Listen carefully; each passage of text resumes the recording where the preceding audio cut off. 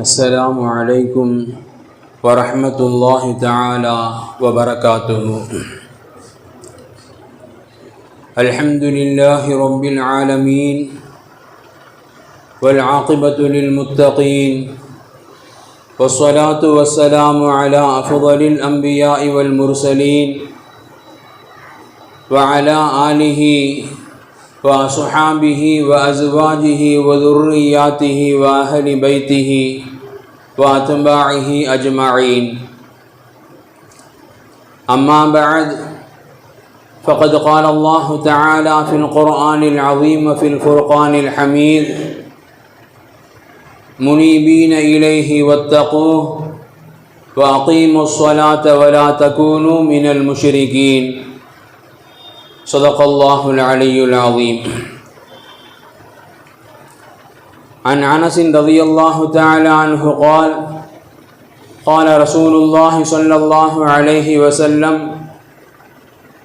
إن أحدكم إذا قام في صلاته فإنه يناجي ربه. وصدق رسول الله صلى الله عليه وسلم. எல்லா புகழும் புகழ்ச்சியும் ஏக இறையோனாகிய வல்லோன் அல்லாஹுக்கு சுப்ஹானஹு வ தஆலா ஒருவனுக்கே உரித்தாகட்டுமாக. அவனது இறுதி தூதர் ஹாத்தமுன் நபி முஹம்மதுன் ஸல்லல்லாஹு அலைஹி வஸல்லம் அன்னவர்கள் மீதும் அன்னாரது வாழ்க்கை வழிமுறைகளை தங்களது வாழ்வின் எல்லா நிலைகளிலும் கடைபிடித்து வந்த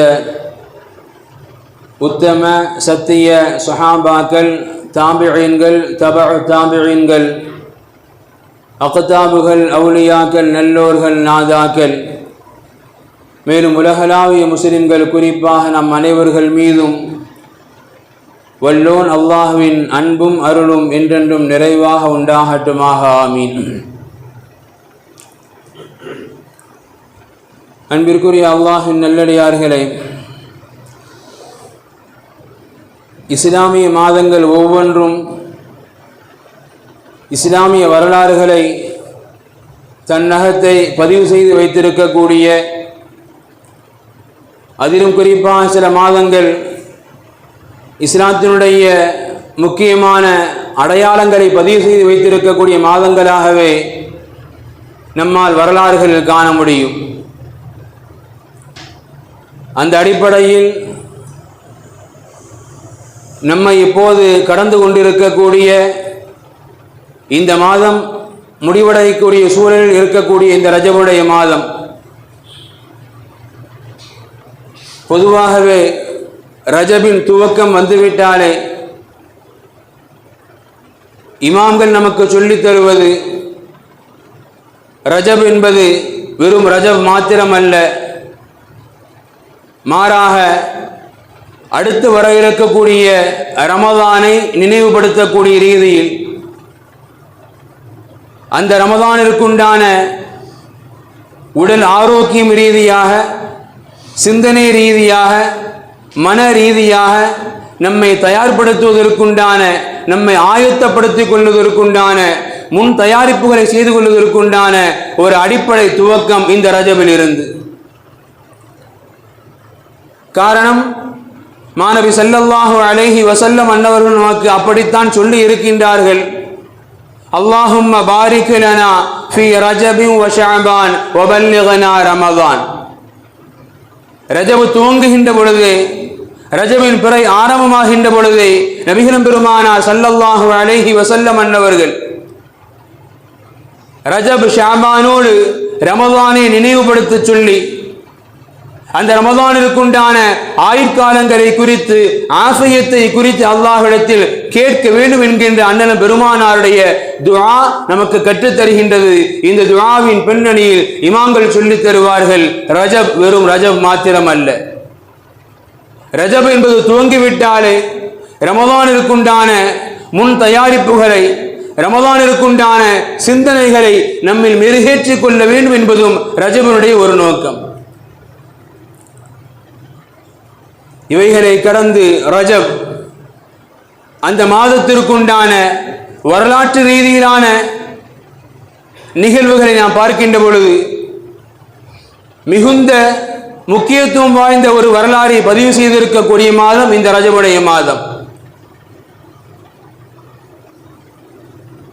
நமக்கெல்லாம் தெரியும், அல் குர்ஆன் ரீதியாக சஹீஹான ஹதீஸ்கள் மூலமாக அண்ணன் பெருமானார் ஸல்லல்லாஹு அலைஹி வஸல்லம் அன்னவர்கள் மக்கமா நகரத்தில் சந்தித்து வந்த பல்வேறு விதமான இன்னல்களுக்கு, தொல்லைகளுக்கு, அதற்கு மேல் அண்ணன் பெருமானாருக்கு ஆதரவாக இருந்துவிட்ட மனைவியும் பெரிய தந்தையும் இழந்த பிறகு அல்லாஹ்வினால் ஆறுதலுக்காக அழைத்து செல்லப்பட்ட மிஅராஜுடைய பயணம் இந்த ரஜபுடைய மாதம். அந்த மிஅராஜ் அது ஏன் நடந்தது, எப்படி நடந்தது, அந்த நிகழ்வுகள் ஹதீஸ்கள் ரீதியாக நீண்ட பக்கங்களுக்கு சொந்தமானது. அண்ணன் பெருமானார் என்னவெல்லாம் பார்த்தார்கள், என்னவெல்லாம் கண்ணுற்றார்கள், என்ன நிகழ்வுகள், என்ன ஆச்சரியங்கள், எல்லாம் மிகுந்த வரலாறு. வரலாற்றின் இறுதியில் முத்தாய்ப்பாக மிஅராஜ் அண்ணன் பெருமானாருக்கு அல்லாஹின் புறத்திலிருந்து ஒரு ஆறுதலுக்குண்டான அழைப்பு. அந்த மிஅராஜின் மூலமாக அண்ணன் பெருமானாருக்கு, அண்ணன் பெருமானார் மூலமாக இந்த உம்மத்திற்கு அல்லாஹ் கொடுத்த பாக்கியங்களாக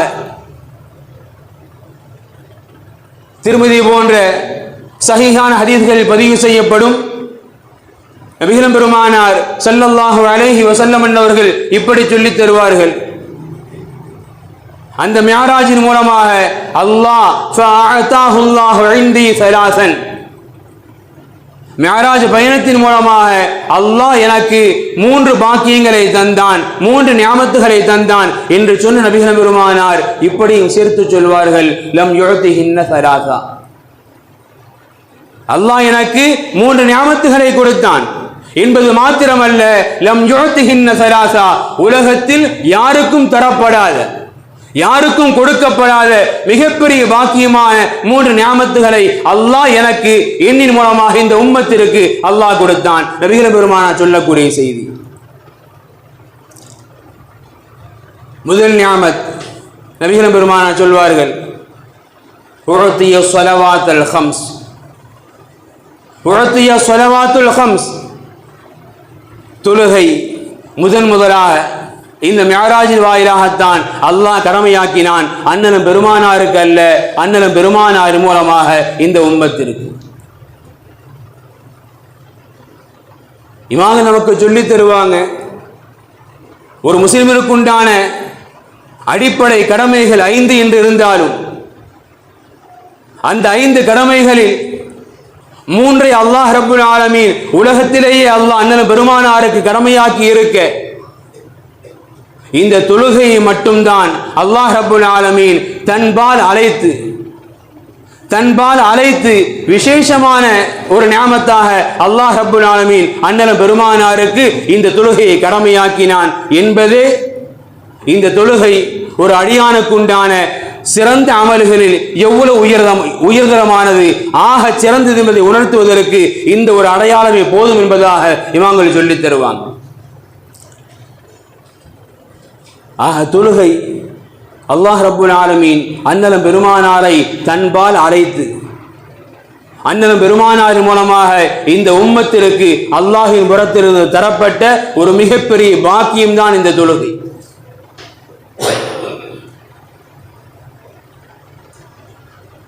ஆனால் உலகத்தின் நியாமத்துகளாக, உலகத்தின் பாக்கியங்களாக இந்த உம்மத்தினர்கள் எவைகளை எல்லாம் பார்க்கின்றோம்.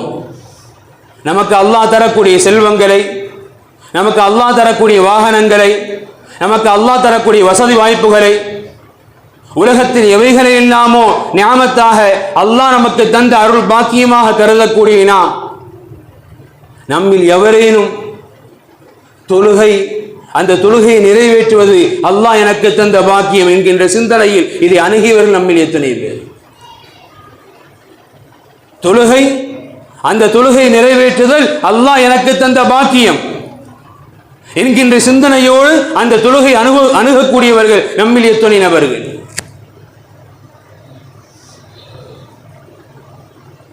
தொழுகை என்பதை வெறும் கடமையாக, இன்னும் சில வார்த்தைகளில் தொழுகை என்பதை வெறும் கஷ்டமாக எண்ணக்கூடிய மனிதர்களுக்கு மத்தியில் அல்லாஹ் ரப்புல் ஆலமீன் சொல்லக்கூடிய ஒரு வார்த்தை, அல்லாஹ் நல்லடியார்களை குறித்து அல்லாஹ் இப்படி பேசுறான். அவங்க எப்படிப்பட்டவங்க தெரியுமா? முனீபீன இலைஹி, முனீபீன இலைஹி, அல்லாஹ்வை தேடக்கூடியவர்களாக, அல்லாஹ்வின்பால் நெருங்கக்கூடியவர்களாக இருப்பாங்க. அடுத்து அல்லாஹ் சொல்றான் வத்தகூஹு, அவனை அஞ்சுபவர்களாக. அடுத்து அல்லாஹ் சொல்றான் வஅகீமுஸ் ஸலாத், தொழுகையை நிறைவேற்றுபவர்களாக. ஒரு நல்லடியார் என்று சொன்னால் அவரிடத்தில் சில பண்புகள் வேண்டும். அதில் மறவாமல் வஅகீமுஸ் ஸலாத், தொழுகையை நிறைவேற்றுவது அல்லாஹ் விரும்பக்கூடிய, அல்லாஹ்வின் நல்லடியார்களுக்கு உண்டான மிகப்பெரிய பண்பு. அல்லாஹ் அந்த வசனத்தை நிறைவு செய்கின்றான். வலா தகூனு மினல் முஷ்ரிகீன், வலா தகூனு மினல் முஷ்ரிகீன், நீங்கள் ஒருபோதும் இறை நிராகரிப்பாளர்களாக மாறிவிடாதீர்கள், இணை வைப்பாளர்களாக மாறிவிடாதீர்கள். தொழுகுங்கள் என்று சொன்ன அல்லாஹ் அந்த வசனத்தை அப்படி அல்லாஹ் பேசி நிறைவு செய்கின்றான். நீங்கள் இணை வைப்பவர்களாக மாறிவிடாதீர்கள். இந்த ஆயத்திற்கு விளக்கம் எழுதக்கூடிய அல்லாமா இப்னு ஹஜர் ரஹ்மத்துல்லாஹி அலைஹி, புகாரியுடைய ஹதீஸ் கிதாபிற்கு நிறைய இமாம்கள் விளக்கம் எழுதியிருக்கிறாங்க. அதில் முதன்மைத்துவம் பெற்றவர்கள் அல்லாமா இப்னு ஹஜர். அவங்க இந்த ஆயத்துக்கு சொல்றாங்க,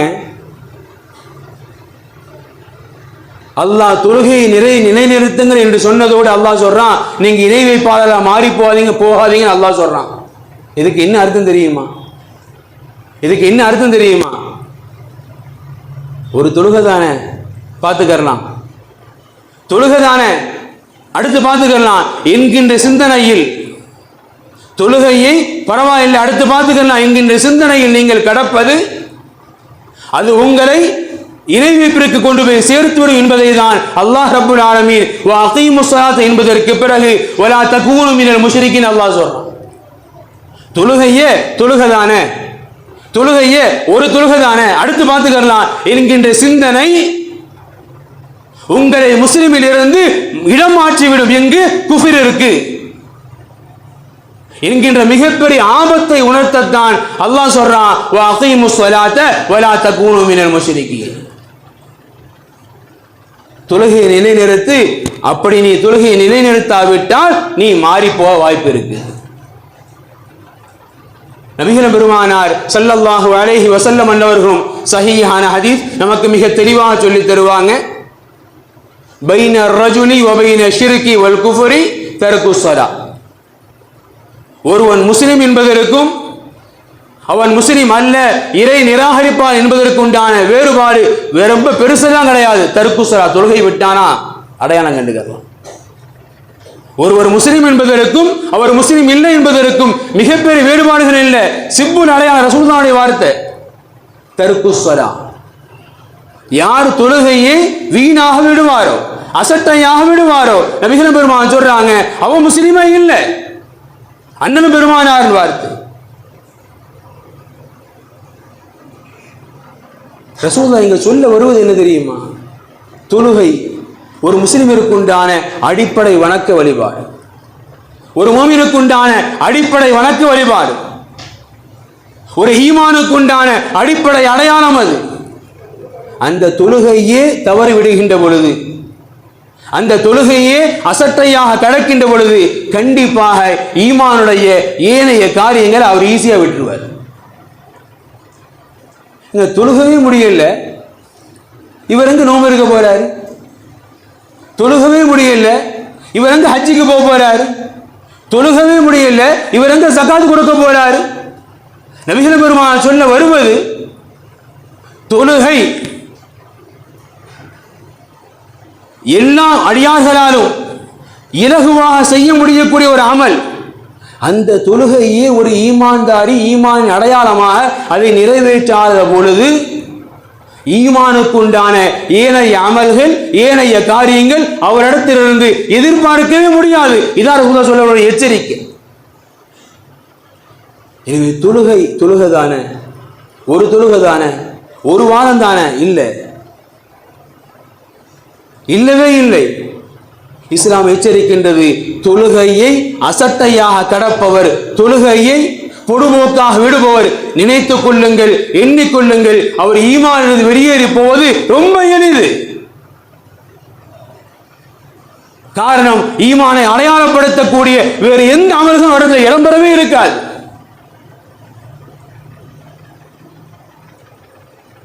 எனவே தொழுகை ஈமானுக்கு உண்டான அடிப்படையாமல் குறைந்தபட்சம் ஒரு கவலையேனும் வேண்டும். யா அல்லாஹ், இந்த தொழுகை தவறிடுச்சு, இந்த தொழுகை தொழுகும்படி இல்லையே, அந்த கவலையாவது வேணும்.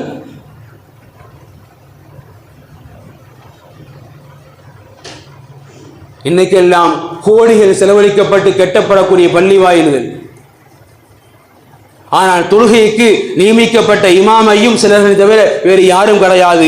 இந்த சமுதாயத்தின் அவல நிலைகள்.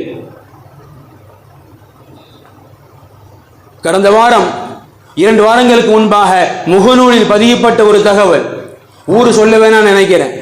முஸ்லிம்கள் பெருவாரியாக வாழக்கூடிய ஊர், கொஞ்சமெல்லாம் இல்லை, முஸ்லிம்கள் பெருவாரியாக வாழக்கூடிய ஊர், கல்வி நிறுவனங்கள் குறிப்பாக மதரசாக்கள் நிறைந்திருக்கக்கூடிய ஒரு ஊர். சமீபத்தில் தான் அந்த ஊரில் மஸ்ஜித் ஆயிஷா என்கின்ற பெயரில் பிரம்மாண்டமான பள்ளி, கிட்டத்தட்ட சவுதியுடைய தோரணையில் கட்டப்பட்ட ஒரு பள்ளி. அந்த ஊர்வாசி குவைத்திலிருந்து வந்திருக்கிறார். வந்தவர், சரி நம்ம ஊரில் இவ்வளவு பெரிய பள்ளி கட்டி இருக்கிறாங்க, போய் தொழுக போவோம் ஆசையா போறாரு. ஃபஜ்ருக்கு சென்றவருக்கு ஆச்சரியம், அதிர்ச்சி. தொழுகை முடித்த பிறகு அவருடைய முகநூல் பக்கத்தில் அவர் பதிவு செய்கிறார், ஃபஜ்ருக்கு தொழுக போயிருக்கிறோம், முஸ்லிம்கள் நிறைந்த ஊர், பல கோடிகள் செலவழித்து கட்டப்பட்ட பள்ளி,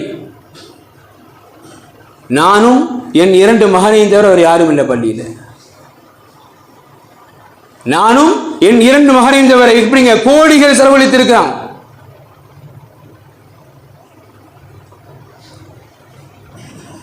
அன்பிற்குரிய அல்லாஹ்வின் நல்லடியார்களே, எவ்வளவு பெரிய வருத்தத்திற்கு உண்டான ஒரு செய்தி. சமுதாயம் என்று உலகத்தின் காரியங்களில் எவ்வளவு தூரங்கள் ஏமாந்து விடக்கூடாது என்று விழிப்புணர்வோடு வாழக்கூடிய நாம்,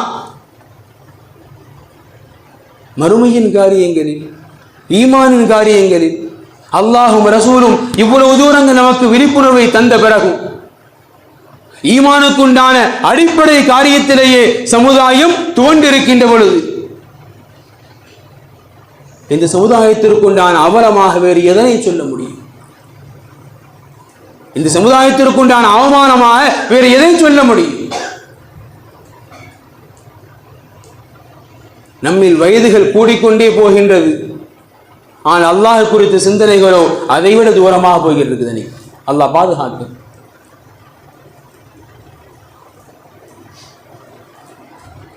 இமாம் அஹ்மது ரஹ்மத்துல்லாஹி அலைஹி தனது கிரந்தத்தில் பதிவு செய்யக்கூடிய ஹதீஸ் எச்சரிக்கையா சொல்றாங்க, அவ்வளவு மா துஃகிதுன மின் தீனிக்கும் அல் அமானா. இந்த உம்மத்திலிருந்து இந்த உம்மத் அழிவை நோக்கி செல்கின்றது என்பதற்குண்டான முதல் அடையாளம் என்ன தெரியுமா? அல் அமானா, நம்பிக்கை இழந்துரும். அல் அமானத், நம்பிக்கைக்குரியவர்கள் இழந்து விடுவார்கள். அது இந்த உம்மத்து அழிவை நோக்கி செல்கின்றது என்பதற்குண்டான ஆரம்ப அடையாளம். கண்டிப்பா அந்த பெயரெல்லாம் இல்லை. இஸ்லாமியர்களா உண்மையாளர்கள், இஸ்லாமியர்களா நல்லவர்கள், இஸ்லாமியர்களா பொய் பேச மாட்டார்கள், இஸ்லாமியர்களா ஏமாற்ற மாட்டார்கள் என்கின்ற காலத்தை கடந்து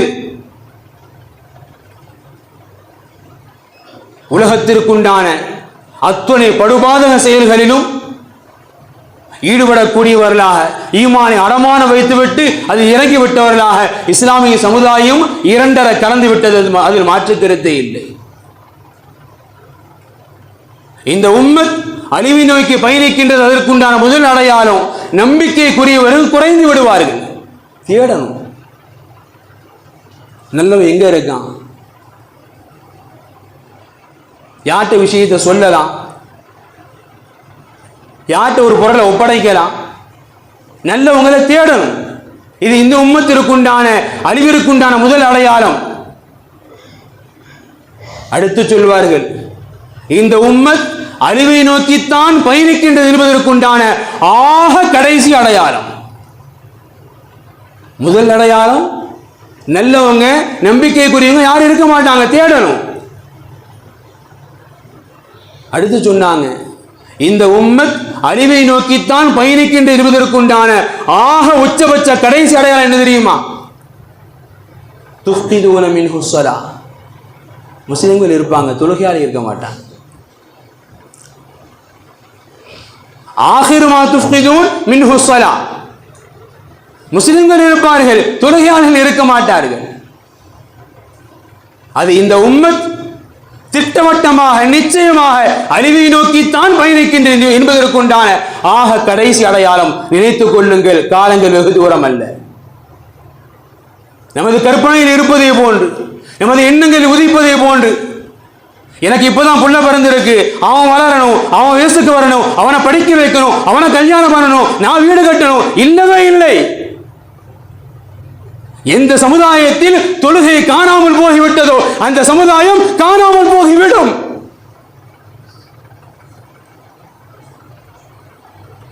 எனவே அன்பிற்குரிய அல்லாஹ்வின் நல்லடியார்களே, இன்று நாம் தொழுகையை தொலைத்துவிட்ட சமுதாயமாகத்தான், தொழுகைகளை தொலைத்துவிட்ட சமுதாயமாகத்தான் வாழ்ந்து கொண்டு இருக்கின்றோம். எனவே நாம் நினைத்துக் கொள்ள வேண்டாம் காலங்கள் வெகு தூரம் என்று.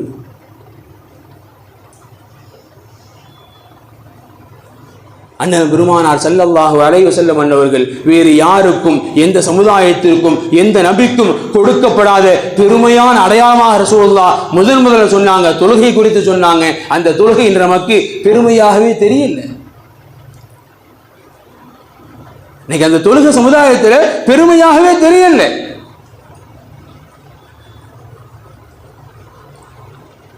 ஒரு விருது கிடைக்கப்பட்டால், ஒரு மெடல் கிடைக்கப்பட்ட எவ்வளவு பெருமை பாராட்டுறோம், எவ்வளவு சந்தோஷம் அடைகிறோம். என் பிள்ளை ஃபர்ஸ்ட் கிளாஸ், என் பிள்ளை இந்த பரிசு வாங்கியிருக்கான், எவ்வளவு பெருமைப்படுறோம். நபிகள் பெருமானார் சொல்றாங்க, இந்த உம்மத்திற்குண்டான ஆக சிறந்த பரிசு தொழுகை. சமுதாயம் இதுவரை விளங்கவில்லையே, சமுதாயம் இதுவரை விளங்கவில்லையே. வரலாறுகள் நமக்கு தெரியும். நபிமார்கள் அல்லாஹ்விடத்தில் பேசுவதற்கு ஆசை கொண்டவர்கள். குறிப்பாக நபியா மூசா அலைஹிஸ்ஸலாம் அன்னவர்கள் விடாப்பிடியாக அல்லாஹ்விடத்தில் நின்றவர்கள். யா அல்லாஹ், உன்னிடத்தில் பேச வேண்டும், உன்னை பார்க்க வேண்டும். அல்லாஹ் ரப்புல் ஆலமீன் இந்த சமுதாயத்திற்கு நாம் கேட்காமலேயே அவன் கொடுத்த பாக்கியம், நாம் கேட்காமலேயே அவன் கொடுத்த பாக்கியம். நபிகள் பெருமானார் ஸல்லல்லாஹு அலைஹி வஸல்லம் அவர்கள் இப்படி சொல்லி தருவார்கள். புகாரியுடைய ஹதீஸ், இன் அஹதக்கும் இதா காம ஃபீ ஸலாத்திஹி ஃபஇன்னஹு யுனாஜி ரப்பா. சமுதாயத்தை மறந்து விட வேண்டாம். நம் அபயக்குரல்களை கேட்பதற்கு, நமக்கு ஓடோடி வந்து உதவி செய்வதற்கு, நம்மை ஆறுதல் படுத்துவதற்கு உலகத்தில் யாருமே இல்லாமல் போகட்டும். நபிகள் பெருமானார் சொல்லி தர்றாங்க, உங்களில் ஒருவர் தக்பீர் கட்டி தொழுகையில் நின்று விட்டால் ஃபஇன்னஹு யுனாஜி ரப்பா, அவர் தனது ரப்பிடத்திலே பேசுகின்றார், அவர் தனது ரப்பிடத்திலே பேசுகின்றார். புகாரியின் ஹதீஸ்.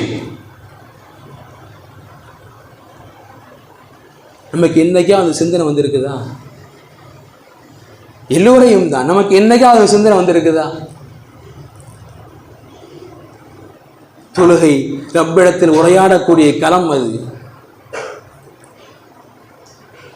நபிமார்கள் எல்லாம் ஏங்கி தவித்தார்களே, அல்லாஹ் நமக்கு இலகுவாக கொடுத்திருக்கான். தொழுகைக்கு வா, 2 ரக்காத்து தொழுகை, 4 ரக்காத்து தொழுகை. அந்த தொழுகை என்னோடு உனது கஷ்டங்களை, உனது கவலைகளை போக்குவதற்குண்டான, தீர்ப்பதற்குண்டான, அழுது தீர்ப்பதற்குண்டான இடம் அந்த தொழுகை. நபிகள் பெருமானார் இன்னும் சொல்றாங்க, அவ் அன்ன ரப்பஹு பைனஹு வ பைனல் கிப்லா, அல்லாஹ் எங்கேயும் இல்லை, தக்பீர்களை தொழுவோனுடைய அவனுக்கும் அவனுடைய கிப்லாவுக்கும் மத்தியில் தான் அல்லாஹ் இருக்கிறான், அங்கேதான் அல்லாஹ் இருக்கிறான். எனவே அல்லாஹ்விடத்தில் எந்த கவலைகளை, எந்த சிரமங்களை, எதை பேச நினைக்கின்றோமோ பேசி தீர்த்து விடுங்கள்.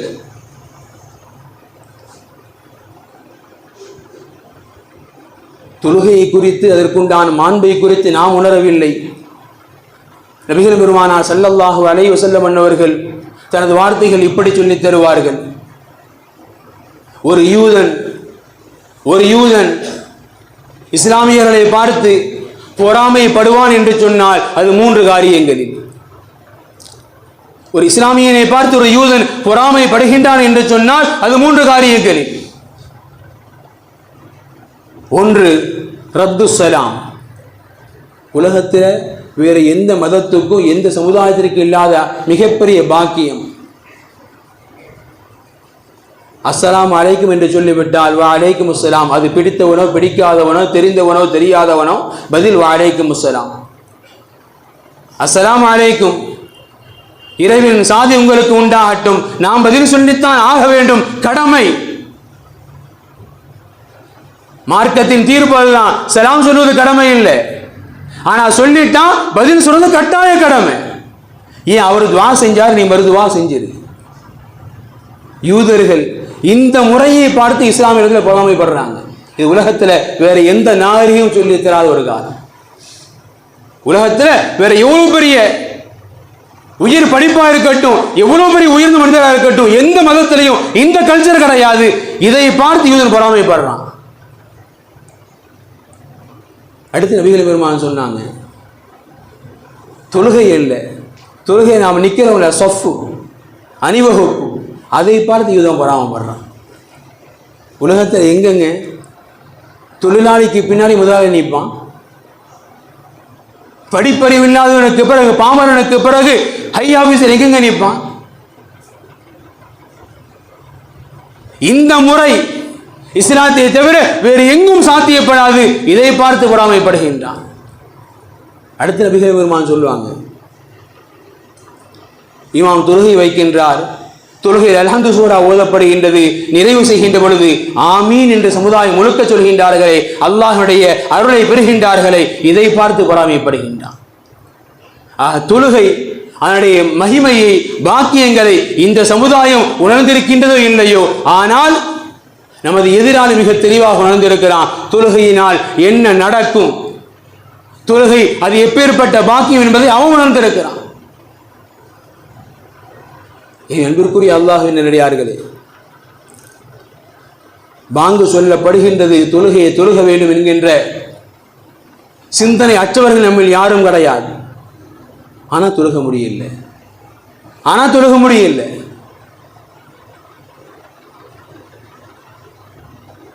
அண்ணன் பெருமானார் எச்சரிக்கையை நினைவு கொள்வோம். ஒரு தொழுகை தானே, 2 தொழுகை தானே என்று தவற விடுவது இறுதியில் நம்மை ஈமானை விட்டு வெளியேற்றுவதற்குண்டான சாத்திய கூறுகள் மிக மிக அதிகம். தயவு கூர்ந்து அன்பிற்குரிய அல்லாஹ்வின் நல்லடியார்களே, தொழுகை அல்லாஹ் ரப்புல் ஆலமீன் அவன் நமது கஷ்டங்களை குறைகளை தீர்ப்பதற்கு, அவன் நம்மிடத்தில் உரையாடுவதற்கு அவன் தேர்ந்தெடுத்து கொடுத்த ஒரு பாக்கியமான அமல் என்பதை சமுதாயம் விளங்குவோம். எனவேதான் மற்ற அமல்களுக்கெல்லாம் காலங்கள் குறிப்பிடப்படும். தொழுகைக்கு எல்லா காலங்களிலும் ஒரு நோயாளியாக இருந்தாலும் தொழுகை உண்டு, பிரயாணியாக இருந்தாலும் தொழுகை உண்டு. ஏன் உயிர் பயத்தில் இருக்கக்கூடிய போர்க்களத்தில் கூட தொழுகை உண்டு. தொழுகைக்கு விடுமுறையே கிடையாது. காரணம், அது ஈமானை மீண்டும் மீண்டும் உயிர்ப்பித்துக் கொண்டே இருக்கக்கூடிய ஒரு அமல். அல்லாஹ் ரப்புல் ஆலமீன் எந்த அமலின் மூலமாக தன்னை நெருங்க முடியும் என்று அல்லாஹ் அவன் வாக்குறுதி கூறுகின்றானோ, அப்பேற்பட்ட அமலின் மூலமாக அல்லாஹ்வை நெருங்கக்கூடிய உன்னதமான பாக்கியத்தை அல்லாஹ் நம் அனைவருக்கும் தந்தல் புரிவானாக. வாஹிரு தஅவாஹும் அல்ஹம்துலில்லாஹி ரப்பில் ஆலமீன். அஸ்ஸலாமு அலைக்கும் வரஹ்மத்துல்லாஹி தஆலா வ பரகாத்துஹு.